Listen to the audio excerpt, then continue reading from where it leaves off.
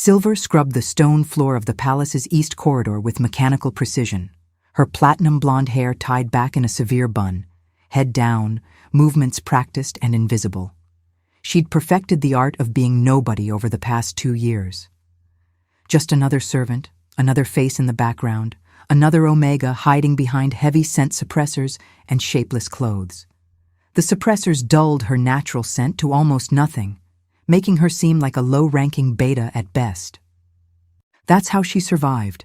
That's how she stayed safe from the attention, the questions, the inevitable rejection that would come if anyone knew what she really was. Where are you watching from? I hope you've never been told you're broken, that something fundamental about you is wrong, that you'll never be enough for anyone who matters.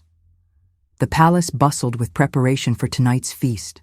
Alpha King Cain was celebrating his 29th year, and the council had invited unmated females from across the kingdom, hoping one might be his mate. Silver had heard the gossip in the kitchens. 4 years he'd been king, 4 years without finding his Luna. The council was getting desperate. The kingdom needed heirs. Stability required a queen. Silver felt a familiar twist in her chest. Once, she'd dreamed of being someone's mate.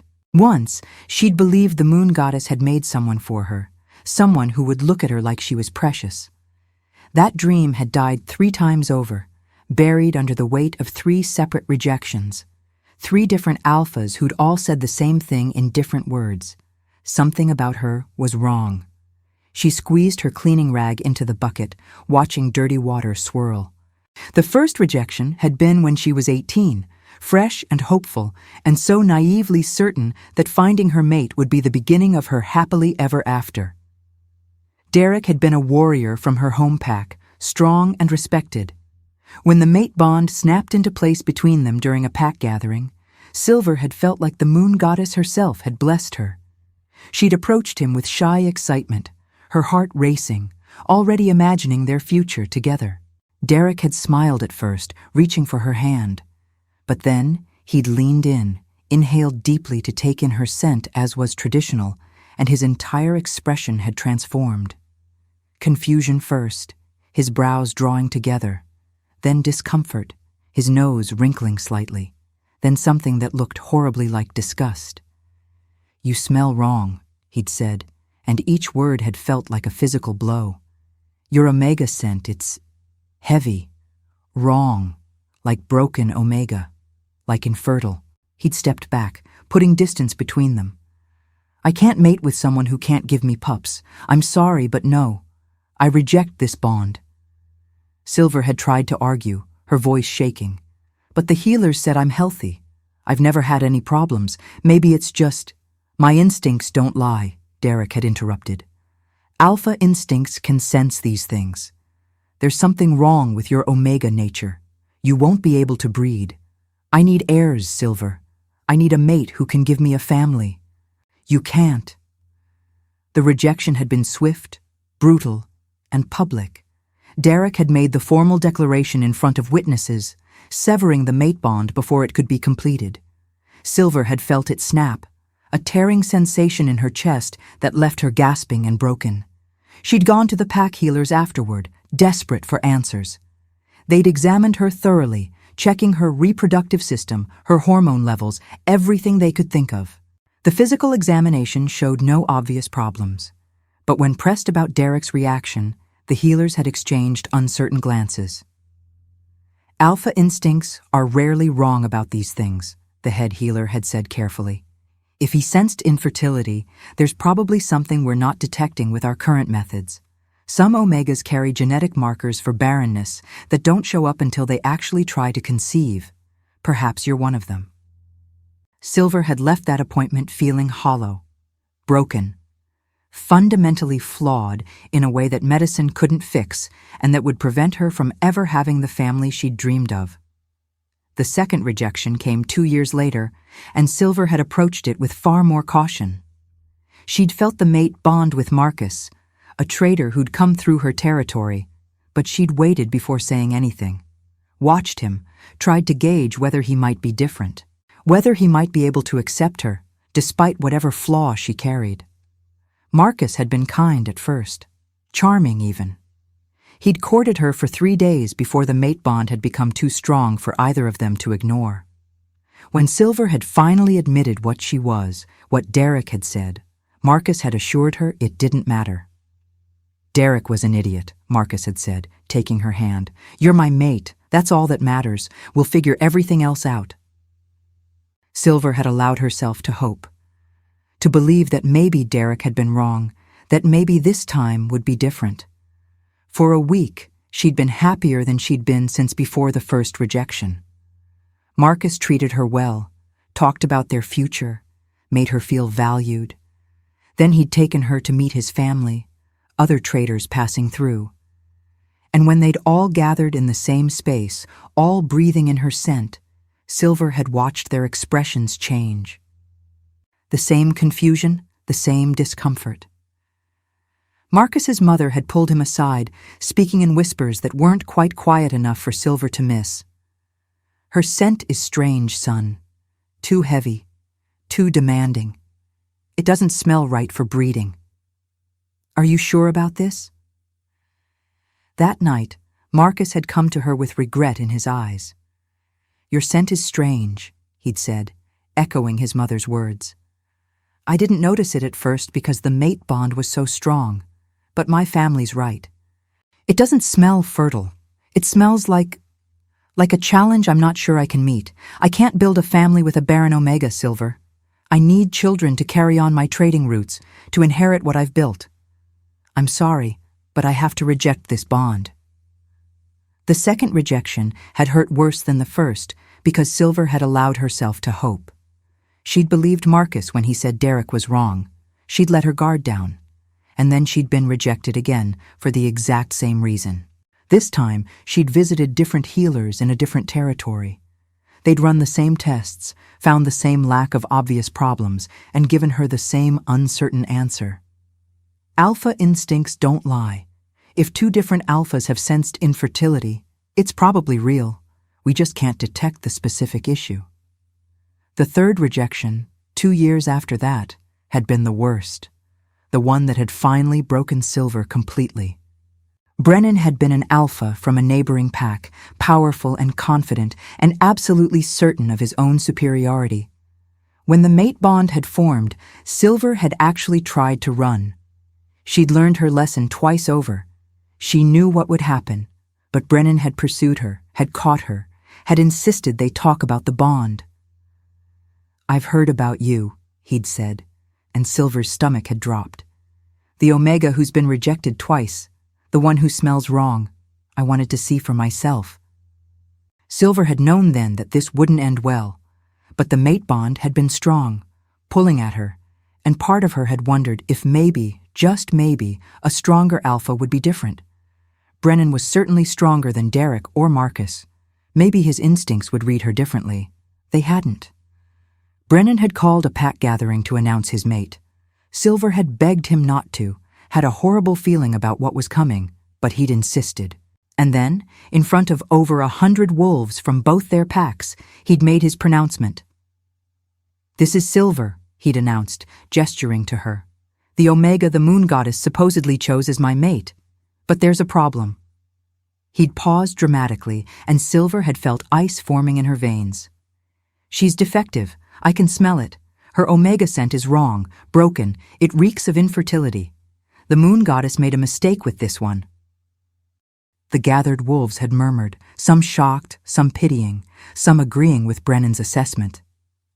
Silver had stood there, frozen, as he'd continued his humiliation. "A strong alpha like me needs a strong omega who can give him strong heirs. This one?" Brennan had laughed cruelly. "She's useless for breeding. She'd be a failure as a mate, as a Luna, as a mother. So I, Brennan of Ironwood Pack, officially reject Silver as my mate. I reject this flawed bond. Let the moon goddess find me someone worthy instead." The bond had snapped with such force that Silver had actually fallen to her knees, crying out in pain. Around her, wolves had whispered, some sympathetic, most just uncomfortable with the public spectacle. Brennan had walked away without a backward glance, leaving Silver kneeling in the dirt, broken and humiliated in front of over 100 witnesses. "You're useless," someone had whispered as the crowd dispersed. Silver didn't know who. Maybe it had been multiple someones. 3 rejections. The moon goddess must really have made a mistake with you. That night, Silver had packed everything she owned and left. She couldn't stay where everyone knew her as the defective Omega, the one even the moon goddess had gotten wrong. She'd traveled to the capital, spent her last coins on industrial-strength scent suppressors, and taken the first servant position she could find. If she couldn't be anyone's mate, if she couldn't have the family she'd dreamed of, then she'd just disappear into the background. Stop being an Omega entirely. Become nobody. It had worked, too. For 2 years, she'd been invisible, unremarkable, safe in her anonymity. No one had looked at her twice. No one had sensed what she was. No one had rejected her because there was nothing to reject until tonight, until the suppressors had failed and her scent had betrayed her once more, this time in front of the most powerful alpha in the kingdom. "Silver!" Lyra's voice cut through her thoughts. Silver's friend and fellow servant rushed down the corridor, her brown eyes wide. "You need to go to the kitchens immediately. They're short-staffed for the feast, all hands needed." Silver nodded, gathering her cleaning supplies. The feast, of course. Everyone would be focused on watching the unmated females parade in front of the king, hoping to be chosen.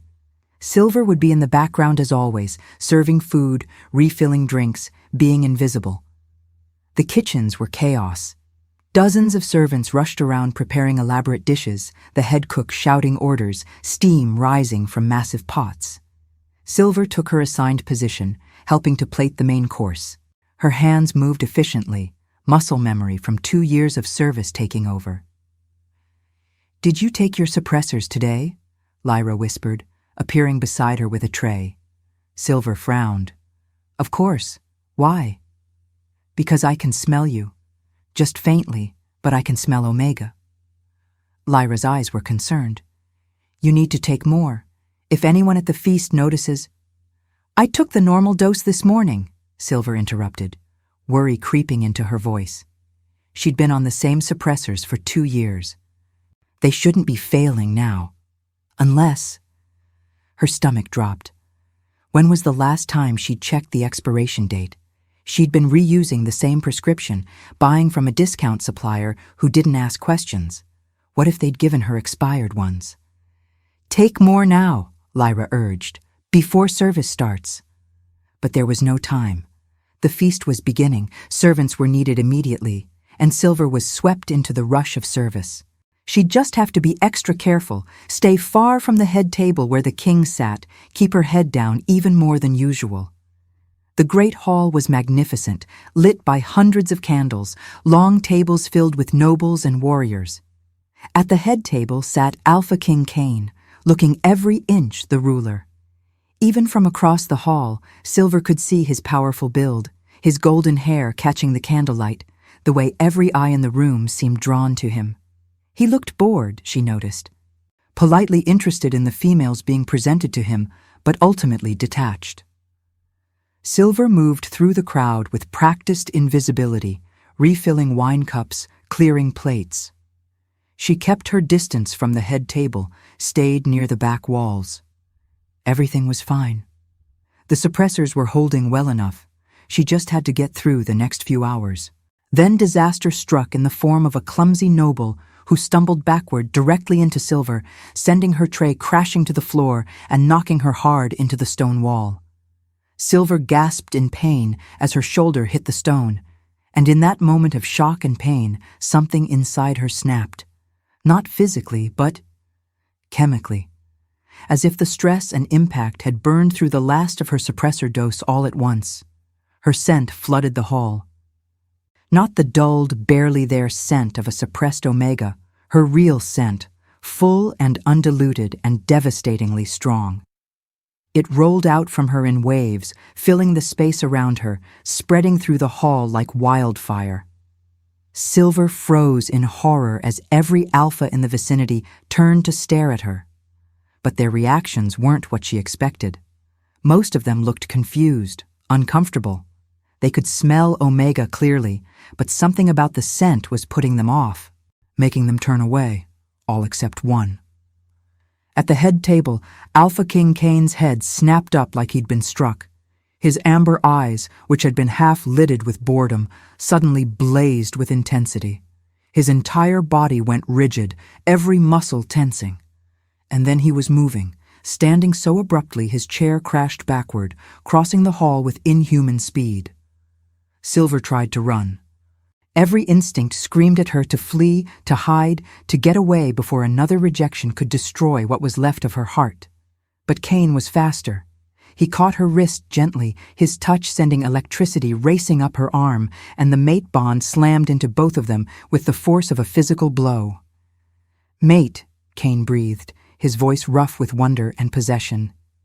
"You're my mate." No. No, no, no. This couldn't be happening. Not again. Not with the king. Silver tried to pull away, panic rising in her throat. "Please, please, I need to go. I'm sorry. I didn't mean—" "Don't run," Kane said, his grip gentle but unbreakable. "I'm not letting you go. I've been searching for you for years. I felt the bond pulling at me, but I could never find the source. You were hiding." "You don't understand," Silver gasped out, still trying to pull free. The hall had gone silent, everyone staring at them. "I'm broken. You don't want me. My scent is wrong." "I can't," her voice cracked. "I can't give you what you need." Kane's eyes narrowed. He pulled her closer, not romantically but protectively, shielding her from all the watching eyes. "What are you talking about? Your scent is perfect." "It's not," Silver whispered. "I've been rejected 3 times. 3 mates all said my scent was wrong, that it smells infertile, that I'm barren. The healers confirmed it. I'm useless as a mate. Please just let me go now. Save us both the pain of—" "Stop." Kane's voice carried alpha command, but it was gentle. "I don't know who told you these lies, but your scent isn't wrong. It's the most perfect thing I've ever smelled. And you're not barren. Those alphas were fools." "They felt the mate bond too," Silver said desperately. "All 3 of them. And all 3 rejected me because of what I am, because I can't breed." Understanding dawned in Kane's eyes, followed by fury. "You've been rejected 3 times by mates." It wasn't a question. His jaw clenched so hard, Silver heard his teeth grind. "Names. Give me their names." "What? No, that's not— It doesn't matter. They were right. Something about me is wrong." "There is nothing wrong with you," Kane said fiercely, "and I will prove it. But first, we're getting you out of this hall, away from all these eyes, somewhere safe where we can talk properly." Before Silver could protest, Kane swept her into his arms and carried her from the hall. She was too shocked to struggle, too overwhelmed by the mate bond singing in her blood and the disaster this was going to become. Behind them, the hall erupted into whispers and speculation. Kane carried her to his private chambers, setting her down gently in a sitting room that was more luxurious than anywhere Silver had ever been. He stepped back, giving her space, but his eyes never left her face. "Tell me everything," he said quietly, "from the beginning." So Silver did. She told him about Derek and the first rejection, about Marcus and the second, about Brennan's cruelty and the public humiliation, about the healers who'd examined her and found nothing obviously wrong but had agreed that perhaps her scent was indicating infertility, about coming to the capital to hide, to disappear, to stop hoping for something she could never have. Kane listened to all of it, his expression growing darker with each word. When she finished, he was silent for a long moment. "Those alphas were idiots," he finally said, "and I'm going to explain why. But first, I'm calling for Sage. She's the palace healer and the wisest wolf I know. She'll examine you properly, not like whatever quacks told you that you were broken." Within minutes, Sage arrived. The ancient healer took one look at Silver, and her eyes widened with recognition. A suppressed omega, heavily suppressed. How long? 2 years, Silver admitted. And before that? Any examination by healers? Yes, 3 different ones over the years. They all said the same thing, that my scent indicates probable infertility. Sage's expression was hard to read. She circled Silver slowly, studying her with eyes that seemed to see more than most. Then she paused, inhaled deeply, and her eyes went very wide. "Moon goddess," Sage breathed. "I need my books. Your Majesty, don't let her leave. I need to check something." Sage disappeared, leaving Cain and Silver in uncomfortable silence. Silver couldn't meet his eyes, couldn't bear to see the moment when he realized those other alphas had been right, that she really was defective. Sage returned with 3 ancient texts, their pages yellowed with age. She flipped through them rapidly, muttering to herself, comparing passages. Finally, she looked up, her expression one of absolute astonishment. "Your Majesty," Sage said slowly, "your mate isn't infertile. Quite the opposite. She's a twin carrier." Silence. Silver frowned in confusion. "A what?" "Twin carrier," Sage repeated, setting the books on a table and pointing to a passage written in old script. "It's incredibly rare. Maybe 1 in 10,000 omegas. The moon goddess programs certain omegas to carry multiple pups. Twins, sometimes triplets. But twin carriers can't conceive with just any alpha. Their bodies are selective. They require an alpha of exceptional strength and bloodline. The scent other alphas perceive as infertile is actually their instinct recognizing that they're not strong enough to successfully breed with you." Silver stared at her. That can't be right." "It's completely right," Sage said firmly. "Your scent is heavier, more demanding than typical omega scent because it's issuing a challenge. Only the strongest alphas can answer it. Those 3 who rejected you, they were average at best. Their instincts recognized they weren't strong enough, and they interpreted it as you being barren rather than them being insufficient. But the healers didn't recognize what you were because twin carriers are so rare that most modern healers don't even know they exist. The knowledge is buried in ancient texts." Sage tapped the books. "I only know because I'm old enough to have studied the old ways." Cain had gone very still. "So she can have children?" "Yes, but only with an alpha of royal or equivalent bloodline, someone with the strength to father twins." Sage looked between them. "You, Your Majesty, are exactly strong enough. In fact, I'd say the moon goddess planned this very carefully." Silver felt like the world was tilting. "I'm not broken?" "You were never broken, child," Sage said gently. "You were selective. There's a difference." The relief that flooded through Silver was so intense it nearly brought her to her knees. Years of believing she was defective, useless, fundamentally flawed, and it had all been a lie. Not a lie exactly, a misunderstanding, a profound, painful misunderstanding. "I'm not broken," she whispered again, and then tears were streaming down her face. Years of pain, of rejection, of self-hatred, all coming out in gasping sobs.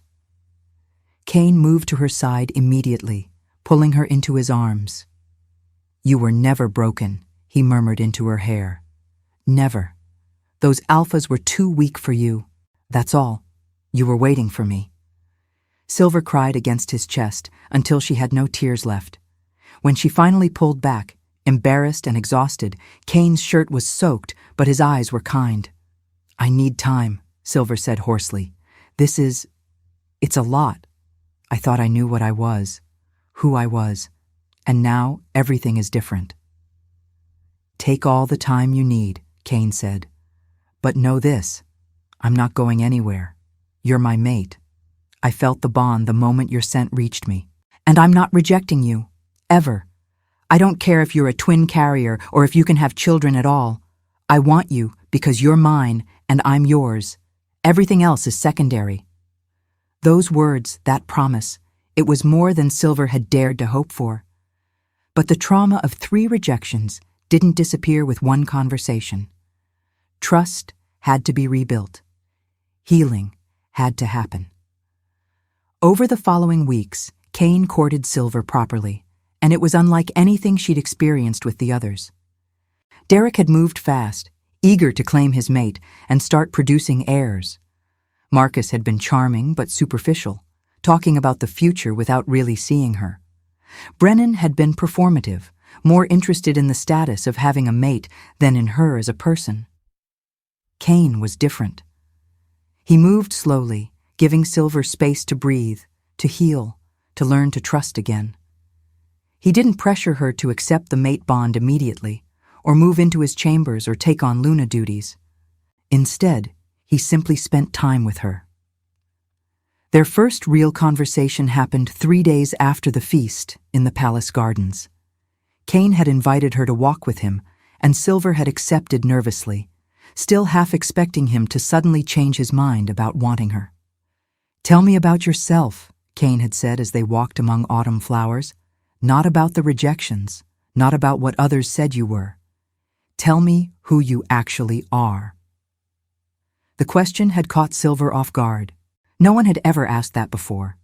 Derek had been interested in her ability to breed, Marcus in how she'd fit into his trading family, Brennan in the status she'd bring him.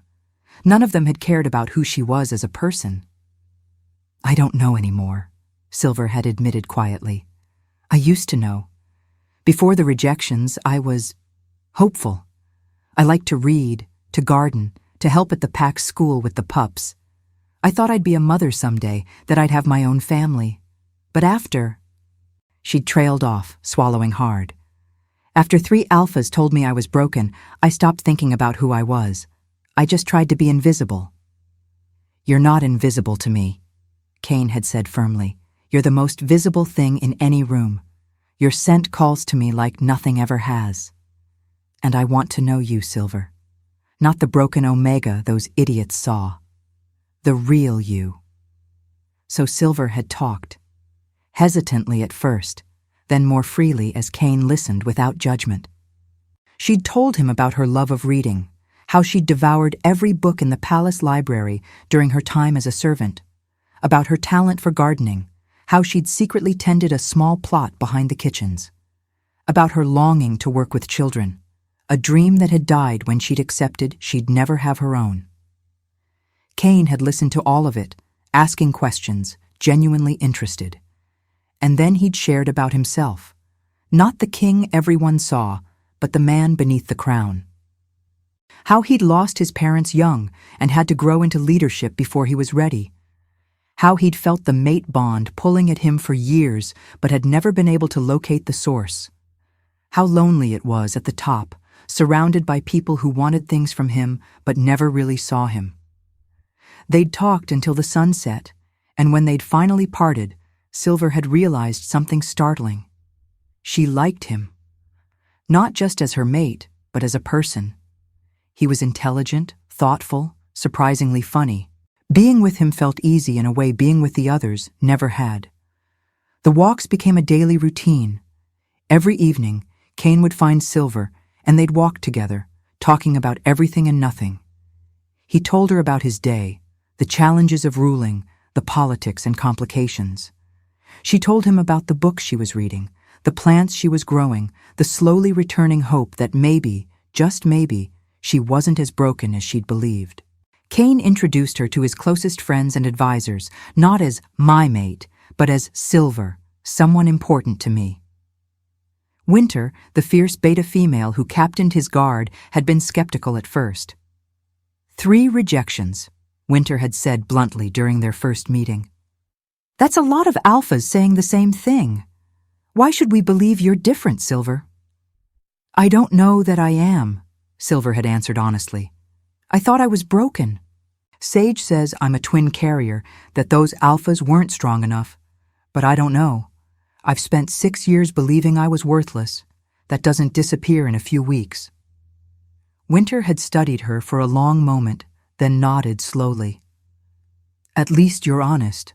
I can respect that." And for what it's worth, your scent doesn't smell broken to me.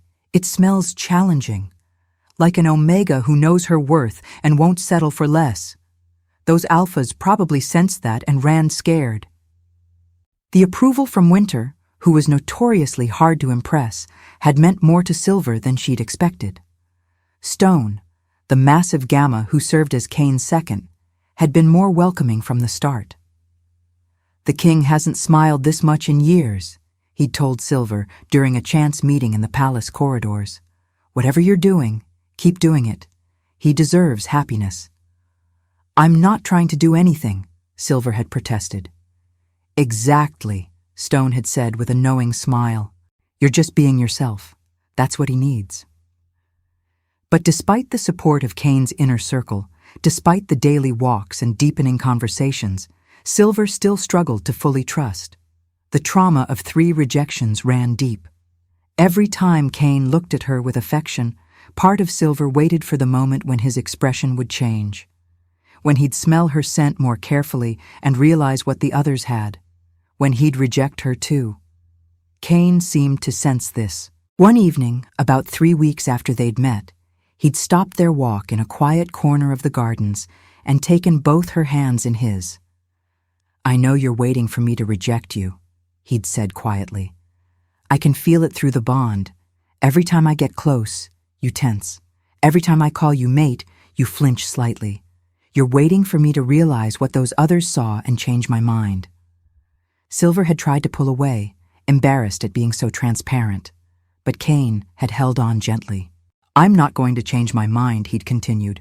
I don't care if you're a twin carrier or if you can have children at all. Yes, the kingdom needs heirs. Yes, the council is pressuring me about it. But you know what? I need a mate first, a partner, someone I can trust and love and build a life with. If children come, wonderful. If they don't, we'll figure it out. But I'm not mating with you for breeding purposes. I'm mating with you because you're mine and I'm yours, and that's all that matters. How can you be sure? Silver had whispered. Derek was sure at first too. So was Marcus.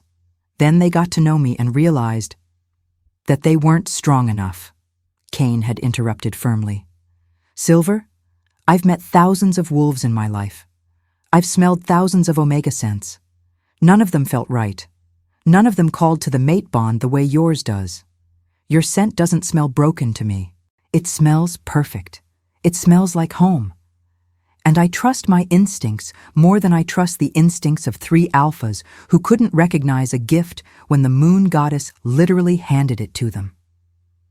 Those words, that absolute certainty in his voice, had started to crack the walls Silver had built around her heart. Not completely. Trust couldn't be rebuilt that quickly, but enough to let a little hope in, enough to start believing that maybe this time really would be different. The turning point came when Derek showed up at the palace. Silver was in the library when a guard came to fetch her. There's someone here to see you. Says he's an old friend. Derek of the Moonridge Pack. Silver's blood ran cold. Derek, her first rejection. What could he possibly want? She found him in one of the receiving rooms, looking uncomfortable and nervous. When she entered, he stood quickly, his eyes widening as he took her in.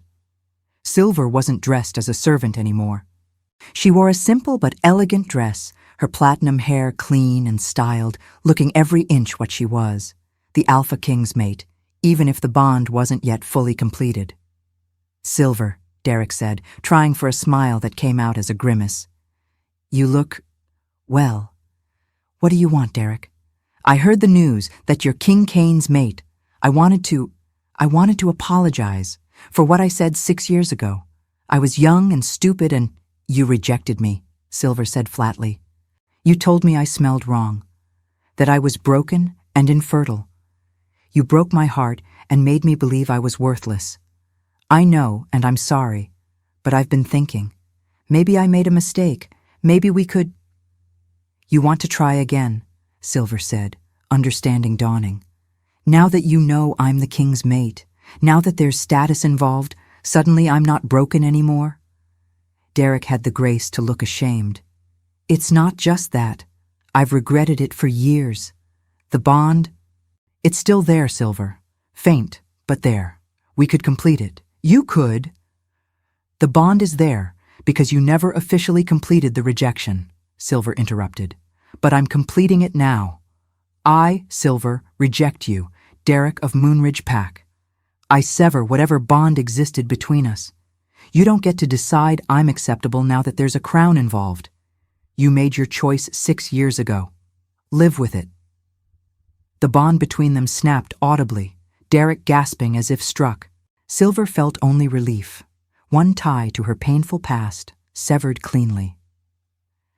You'll regret this, Derek said, anger replacing his fake contrition. When the king realizes what you are. He already knows what I am, Kane's voice came from the doorway, and Derek went pale. The Alpha King entered the room, his presence overwhelming, his amber eyes fixed on Derek with predatory intensity.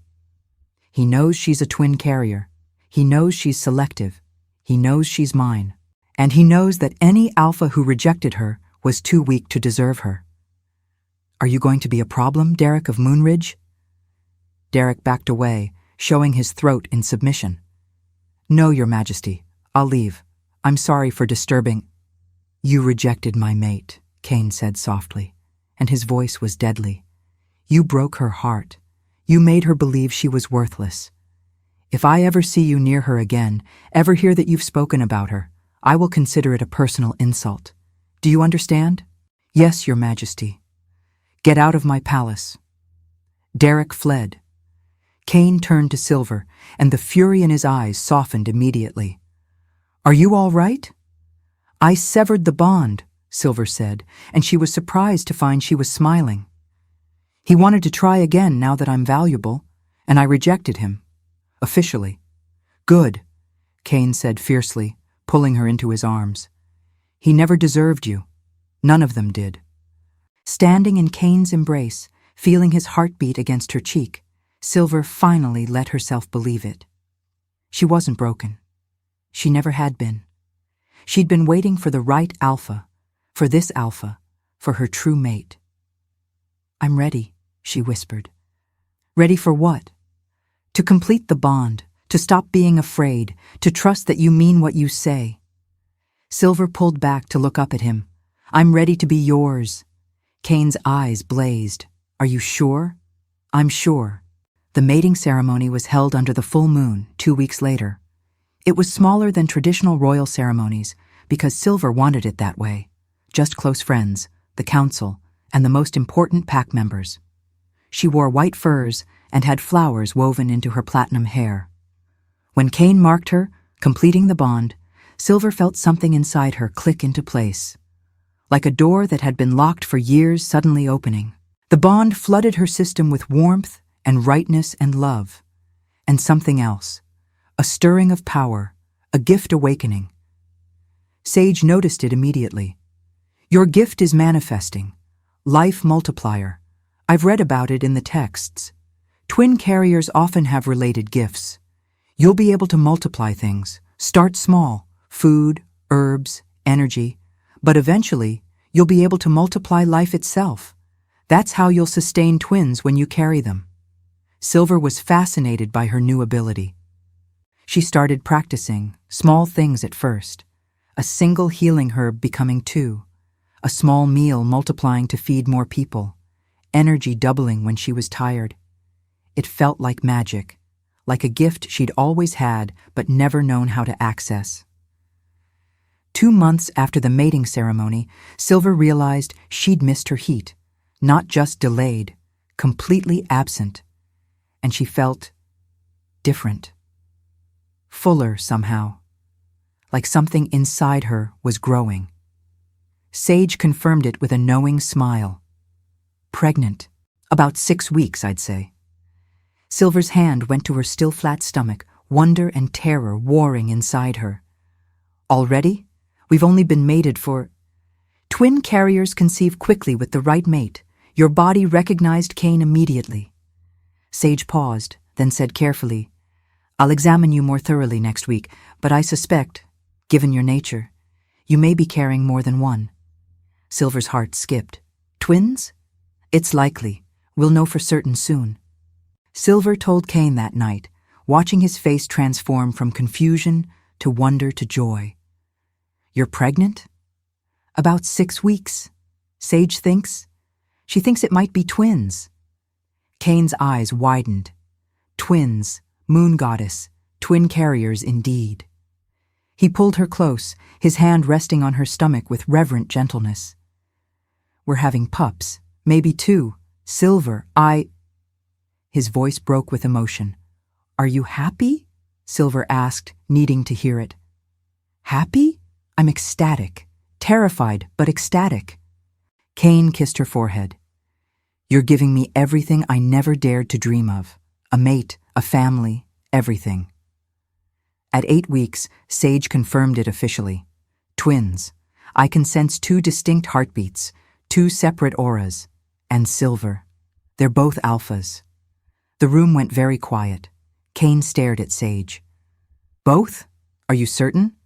"I'm certain. Twin alphas, the first born in this kingdom in 200 years. Sage's expression was grave. "Your Majesty, you know the history. The last twin alphas nearly destroyed the kingdom fighting over the throne," Cain finished. "I know. Everyone knows that story." Silver felt cold fear creeping through her. "What does this mean?" Sage pulled out one of her ancient texts, flipping to a marked page. "There's a prophecy. It's old, from around the time of the last twin alphas. It says, when Silver Moon bears golden twins, kingdom either ends or begins. Twin alphas born of blessed union bring salvation or destruction." "Silver Moon," Cain said slowly, looking at Silver's platinum hair. "Golden twins." He touched his own golden hair. "It's about us, about our children." "The prophecy is ambiguous," Sage continued. "It suggests the twins will either save or destroy the kingdom. The last twin alphas chose destruction. They grew up competing, fighting, eventually leading the kingdom into civil war. But the prophecy doesn't say destruction is inevitable. It says salvation or destruction. A choice." "So our sons can choose differently," Silver said, her hand protectively on her stomach.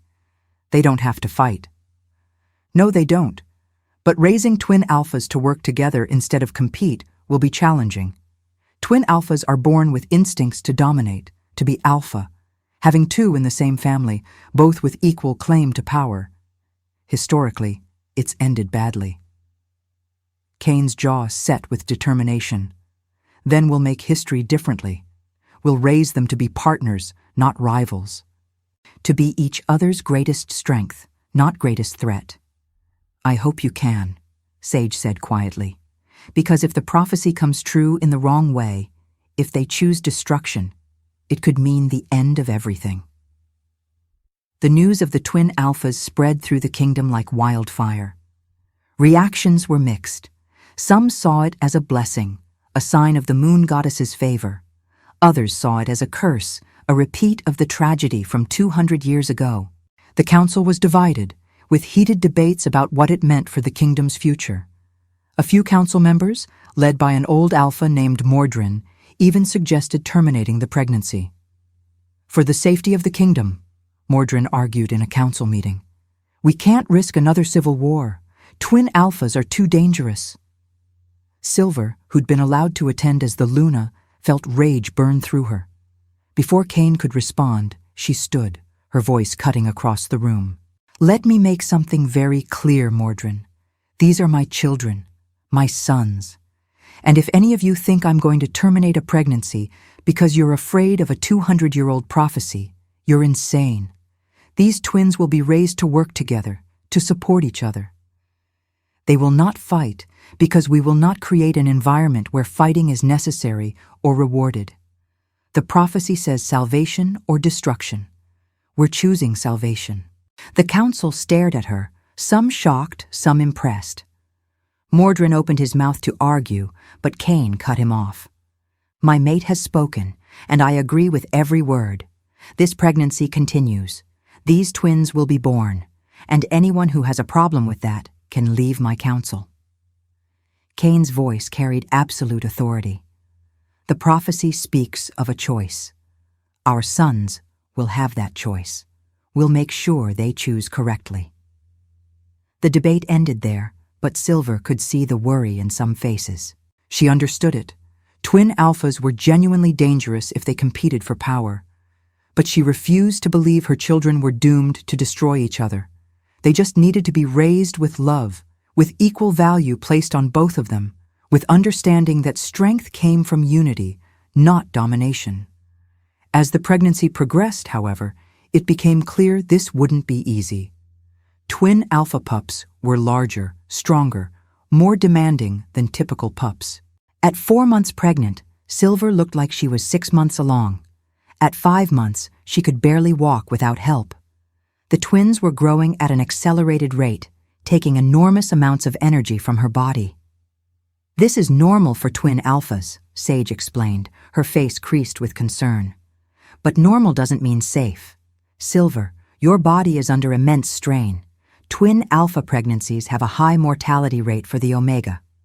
I need you to rest as much as possible. Conserve your energy. But resting didn't seem to help. Silver grew weaker as the twins grew stronger. At 6 months, she was bedridden, barely able to sit up without assistance. Cain stayed by her side constantly, his worry evident despite his attempts to hide it. "I'm killing you," he whispered one night, his hand resting on her swollen belly. "These pups, they're too much for your body." "They're not killing me," Silver said, though she could hear the weakness in her own voice. "I'm just struggling to keep up with them. They need so much." "Is there anything we can do?" Cain asked Sage, who was checking Silver's vital signs. "Not with normal healing," Sage said grimly. "The twins are taking everything she has. If this continues, she won't survive the birth. Neither will they, most likely. They'll drain her completely before they're ready to be born." That's when Silver remembered her gift, Life Multiplier. She'd been using it for small things, multiplying food, multiplying herbs. But Sage had said she'd eventually be able to multiply life itself. What if she could multiply her own life force, her own energy, give the twins what they needed without depleting herself? "My gift," Silver said, sitting up with effort. "Life Multiplier. Sage, you said I'd be able to multiply life. What if I multiply my own strength, my own energy?" Sage's eyes widened. "That's theoretically possible. But Silver, you've never tried something that complex. Life multiplication on yourself, while pregnant with twins who are already draining you? If you lose control, if you multiply the wrong thing or in the wrong way—" "I'll die anyway if I don't try," Silver said. "And the twins will die too. This is the only option." Cain looked between them, fear and hope warring on his face. "If you think you can do it, try. I trust you." Silver closed her eyes, placed both hands on her swollen belly, and reached for her gift. She'd been treating it carefully, using it for small things, afraid of what might happen if she pushed too far. But now she needed to push, needed to trust that the moon goddess had given her this gift for exactly this reason. She felt her energy first, the life force flowing through her body. It was low, depleted, barely enough to keep her and the twins alive. She focused on that energy, visualized it, and then multiplied. It wasn't easy. It felt like trying to copy something while the original was still moving, still changing. But Silver held the image in her mind, held the pattern of her own life force, and duplicated it. Once, twice, again, and again. Each multiplication took effort, took concentration, but with each successful duplication, she felt stronger, her energy reserves growing instead of depleting. Golden light began to emanate from her hands, spreading across her belly, suffusing her entire body. The twins inside her seemed to respond, their movements becoming less desperate, more content. They were getting what they needed without draining their mother to death. When Silver finally opened her eyes, she felt better than she had in weeks. Still tired, still pregnant with 2 very large alpha pups, but no longer dying. She'd figured out how to feed them without destroying herself. "That's incredible," Sage breathed, staring at Silver with awe. You're actively multiplying your life force. I've never seen anything like it." "Will she need to do this constantly?" Cain asked. "Probably several times a day until the birth," Sage said. "But if she can maintain it, she should survive. So should the twins." Silver did maintain it. Multiple times a day, she'd stop whatever she was doing and spend 20 minutes multiplying her energy, feeding the twins, keeping herself and them alive. It was exhausting in a different way, requiring intense mental focus, but it worked. She gradually regained strength, color returning to her face, energy returning to her movements. By month 7, she was up and walking again. By month 8, she looked like a healthy pregnant omega instead of a dying one. The twins continued to grow, but so did Silver's ability to sustain them. The whole kingdom watched with bated breath. The Silver Luna was carrying twin alphas and surviving. The prophecy was coming true, and everyone wondered which path it would take, salvation or destruction. At 9 months, Silver went into labor. It started in the middle of the night, sharp pains that woke her from sleep. Cain was on his feet immediately, calling for Sage and the midwives. "It's too early," Silver gasped. "They're not due for another week." "Twin alphas come when they're ready, not when we expect them," Sage said, arriving with remarkable speed for someone her age. "And these two are more than ready. I've been monitoring them. They're huge, healthy, and impatient." The labor was long and brutal. Silver had thought she was prepared, but nothing could have prepared her for the reality of bringing 2 alpha pups into the world. They were large, strong, demanding. The pain was overwhelming. Hours blurred together, punctuated by contractions that felt like they were tearing her apart. Cain stayed by her side the entire time, holding her hand, letting her squeeze until his bones creaked. "You can do this," he kept saying. "You're the strongest person I know. You can do this." Outside the birthing room, 40 wolves had gathered. The elite guard, council members, important pack members. They'd formed a double circle around the room, a protective formation unlike any seen in generations. 2 circles because there were 2 heirs, 2 future alphas who needed twice the protection. As the labor progressed and Silver's screams echoed through the palace, the wolves began to howl, not in alarm, but in support. Calling out to the moon goddess, calling out to the new lives about to enter the world, calling out encouragement to their Luna who was fighting to bring those lives forward. Silver heard them and felt strength flowing into her. She used her gift again, multiplying her energy one more time, giving herself the strength needed for the final push. Golden light erupted around her, filling the birthing room, and with a final agonizing effort, the first twin was born. "A boy!" the midwife announced. "Healthy, strong, perfect." The baby didn't cry immediately. Instead, he opened his eyes, already glowing amber even though he was only seconds old, and looked directly at his mother with an awareness that was startling. Then he let out a cry that was pure alpha, strong and demanding and absolutely vital. "One more," Sage urged. "Come on, Silver, one more." The second twin came faster, as if following his brother's path. Within minutes, he was born, equally healthy, equally strong. This one had platinum hair like his mother, while the first had golden hair like his father. But both had the same amber eyes, the same alpha aura, the same perfect features. And they weren't fighting. Everyone had feared that the twins would be competitors from birth, struggling against each other. But as the midwives cleaned them and wrapped them in soft blankets, the twins were calm. And when they were finally placed together in Silver's arms, they immediately moved closer to each other, tiny hands reaching out, finding each other. Silver looked down at her sons, these 2 miracles that everyone had feared, and felt overwhelming love. They weren't enemies. They weren't going to destroy each other. They were brothers, and they already recognized that bond. "They're beautiful," Cain breathed, sitting on the bed beside Silver, staring at their sons with open wonder. Perfect. Both of them. Outside, the howling reached a crescendo. 40 wolves celebrating the birth of twin alphas, the prophecy's fulfillment, the kingdom's hope or doom, still uncertain, but born into a family that would give them every chance to choose salvation over destruction. Names, Silver said softly. We need names. They'd discussed this, had several options prepared. Cain looked at the golden-haired twin first. Alaric, it means ruler, strong. Then at the platinum-haired twin. Zephyr, it means wind, swift and unstoppable. Alaric and Zephyr, Silver repeated, testing the names. They felt right. Strong names for strong pups. Welcome to the world, my sons. You're going to change everything.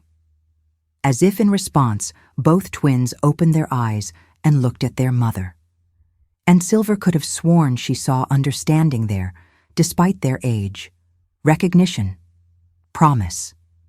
The prophecy had said salvation or destruction. Looking at her sons, Silver knew which path they would choose. They had to, because she would raise them to understand that their greatest strength was each other, not competition with each other. That unity was more powerful than domination. The twin alphas had been born. Now came the hard part, raising them to save the kingdom instead of destroying it. 6 years later, Silver stood in the palace gardens, watching her children play. Alaric, with his father's golden hair and serious demeanor, was building an elaborate structure from sticks and stones. Zephyr, with his mother's platinum hair and boundless energy, was running circles around his brother, occasionally adding pieces to the structure with creative abandon. They were 5 years old now, and the kingdom's fears had proven unfounded. The twins weren't rivals. They were complementary. Alaric was the strategist, careful and thoughtful. Zephyr was the warrior, bold and instinctive. Together, they were formidable. Apart, they were incomplete. It hadn't been easy. There had been moments of conflict, times when their alpha natures clashed. But Silver and Cain had always intervened quickly, never letting competition fester into genuine rivalry. They'd taught the boys from infancy that they were partners, not opponents. That the kingdom needed both of them, not one over the other. "Mama!" Luna's voice called out, and Silver turned to see her 3-year-old daughter running across the grass. Luna had been born 2 years after the twins, a single birth that had been almost easy compared to the twins' arrival. She had her father's golden hair and her mother's determination, with a gift for seeing brief glimpses of the future that made her invaluable even at her young age. Behind Luna toddled Ash, the baby of the family at 1 year old. He had Silver's platinum hair and hadn't manifested any obvious gifts yet, but Silver suspected he was going to be powerful in his own way. 4 children. Silver had gone from believing she was barren to having 4 beautiful, healthy, gifted children. The irony wasn't lost on her. Cain emerged from the palace, crossing the garden to stand beside Silver. 6 years of mating, 6 years of ruling together, and Silver still felt that flutter in her chest when she looked at him. The mate bond had only grown stronger with time. "Watching them?" Cain asked, his arms sliding around her waist. "Always. Making sure Alaric and Zephyr are working together, not competing." "They're fine," Cain assured her. "Look at them. Alaric builds, Zephyr defends. Zephyr suggests, Alaric refines. They've learned the lesson better than we could have hoped." It was true. The twins functioned as a unit, each instinctively supporting the other's strengths and compensating for weaknesses. When formal education began, Alaric excelled at strategy and planning, while Zephyr dominated physical training. Neither resented the other's abilities. Instead, they celebrated them. "The council still worries," Silver said quietly. "I heard Mordrin talking yesterday about what happens when they're both grown. When there's only one throne." "Then we'll deal with it then. Maybe we split the kingdom into regions, give them each a territory. Maybe we create a co-ruling system. Maybe the moon goddess has a plan we haven't thought of yet. Cain pulled Silver closer. But I'm not worried. Those boys love each other. They'll figure it out. Silver hoped he was right. She'd spent 6 years raising them to be partners, to see their twinhood as a strength rather than a curse. But alpha instincts were powerful, and the instinct to dominate, to rule alone, was deeply ingrained. As the twins grew older and their alpha natures matured, would that partnership hold? "Mama, Papa," Alaric called out, waving them over. "Come see what we built." The structure the twins had created was impressive. A miniature fortress with walls and towers, and even a working drawbridge made from sticks and rope. It must have taken hours of collaboration. "This is the new castle," Alaric explained seriously. "When Zephyr and I are grown, we're going to rule together. No throne, just a council table where we both sit. That way, nobody fights about who's in charge." "It was my idea," Zephyr added proudly. "Well, the council table part was Alaric's idea, but the no throne thing was mine." Silver felt tears prick her eyes. They'd figured it out. Her 5-year-old sons had figured out the solution that hundreds of years of tradition and history hadn't managed. They'd simply decided not to compete. "That's brilliant," Cain said, crouching down to examine the structure. "A council table instead of a throne, ruling together instead of one over the other. I think that's perfect." "Because we're better together," Alaric said, as if this was obvious. "Zephyr is strong and brave. I'm smart and careful. If we work together, nobody can beat us, but if we fight each other, we both lose." "Exactly," Silver said, her heart overflowing with pride and relief. "That's exactly right." As the sun set over the gardens, Silver watched her family. Cain playing with the twins and Luna and baby Ash. Her 4 children, the miracle babies that everyone had said were impossible. The twin alphas that were supposed to bring destruction but had chosen salvation instead. Years ago, she'd been a broken Omega hiding in palace kitchens, convinced she was worthless. Now she was Luna, mother to the future of the kingdom, living proof that rejection didn't define worth and that prophecies could be rewritten. Silver had learned that being selective wasn't the same as being broken, that her scent had been issuing a challenge, not broadcasting a flaw, that the right mate was worth waiting for, even through 3 rejections and years of pain. And she'd learned that sometimes the things that seem like curses, like being a twin carrier in a kingdom terrified of twin alphas, turn out to be blessings in disguise. The twins everyone had feared were going to save the kingdom by rewriting 200 years of assumption about what twin alphas had to be. "Thank you," Silver whispered to the moon goddess, looking up at the rising moon. "For making me wait, for making me selective, for bringing me exactly who I needed when I needed him." The moon seemed to shine a little brighter, as if in acknowledgement, and in the gardens, 2 5-year-old boys continued building their future together, proving that prophecies were only as destructive or salvific as the choices made by those living them. Alaric and Zephyr had chosen salvation. They'd chosen partnership. They'd chosen to be the twin alphas that broke the curse rather than perpetuated it. If you enjoyed this story, please subscribe to the channel for more werewolf romance tales, alpha kings, rejected mates, and powerful Omega stories. Hit the notification bell so you never miss an upload. Leave a comment below telling me what you thought of Silver and Cain's story and what kind of werewolf stories you'd like to see next. Consider becoming a channel member for exclusive content and early access to new stories. Your support means everything and helps me create more content like this. Thank you for watching, and I'll see you in the next story.